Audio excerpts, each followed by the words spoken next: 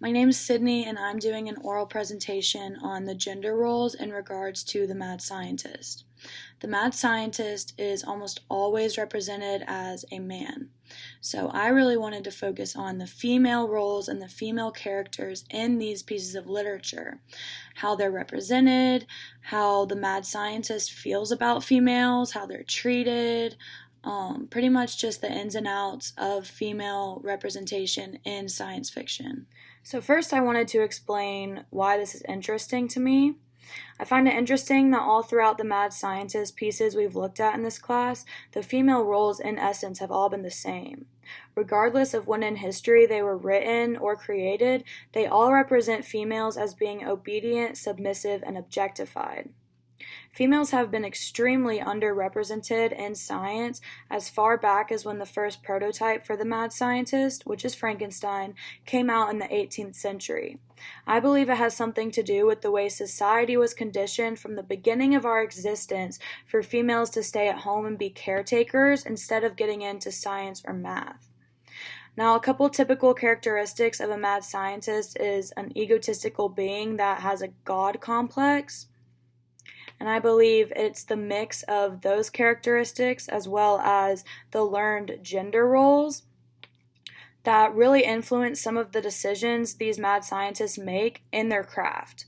And that's what I'm getting into, that's what I've been looking into, and that's what sparked my interest. So, when talking about the novel Frankenstein, the main character, who is also the mad scientist, is Victor.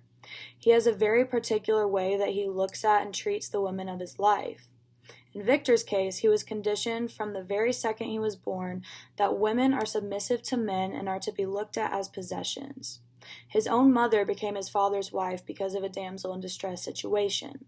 When speaking of his father in regards to his mother, Victor had explained he came like a protecting spirit to the poor girl who committed herself to his care. And after the interment of his friend, he conducted her to Geneva and placed her under the protection of a relation. 2 years after this event, Caroline became his wife. So this goes to show that Victor's father looked at his relationship with Caroline as her protection, that she wasn't capable enough on her own without the companionship of a man to protect herself. And then it goes on to explain how his father dedicated his life to Caroline, to protecting her and sheltering her, because he felt he gained a sense of justice in doing so. In return, Caroline devoted her life to him. Because he was raised in this environment with this dynamic, Victor looked at his stepsister as his possession, as an object. And in Victor's case, he learned early that women are inferior beings. However, the same cannot be said for his creation, also known as the monster. Later in the novel, the monster was closely watching and learning from a small family living next to his hiding spot. The creation admired and respected the women of the family just as much as he did the men. He saw the women as equal to men, and that proves alone that sexism is a learned trait. Now I'm explaining all of this to emphasize the difference between nature versus nurture. Victor grew up in a house that had certain marital expectations and certain gender roles, yet the monster was forced to learn from his own experiences. Victor never taught him the difference between good or bad, or the difference between a male's role in a relationship or a female's role.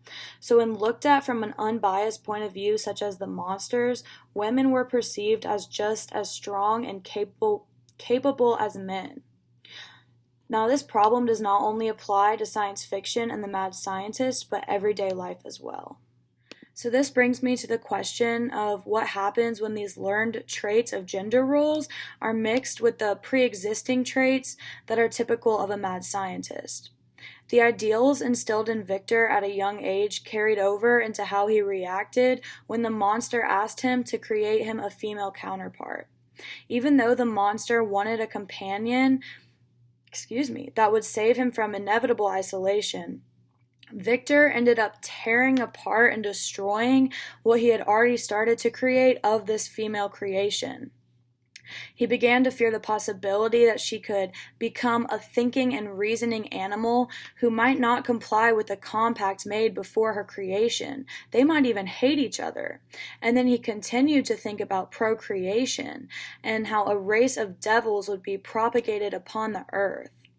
So it really boils down to the fact that Victor was not able to know if he could control this female creation, and that terrified him. What further terrified him was the possibility of them creating children of their own in a new species. Because of the way he was raised, Victor began to see so many problems with a possible independent woman that's not accustomed to the traditional gender roles. And because of all of that combined, Victor doomed his original creation to a lifetime of loneliness and misery, being one of a kind. In Ex Machina, we really don't get any background information on our mad scientist Nathan. However, he possesses another common trait of a mad scientist, which is extreme isolation. Accompanying this trait, we see evidence of the learned characteristic that women are possessions of men.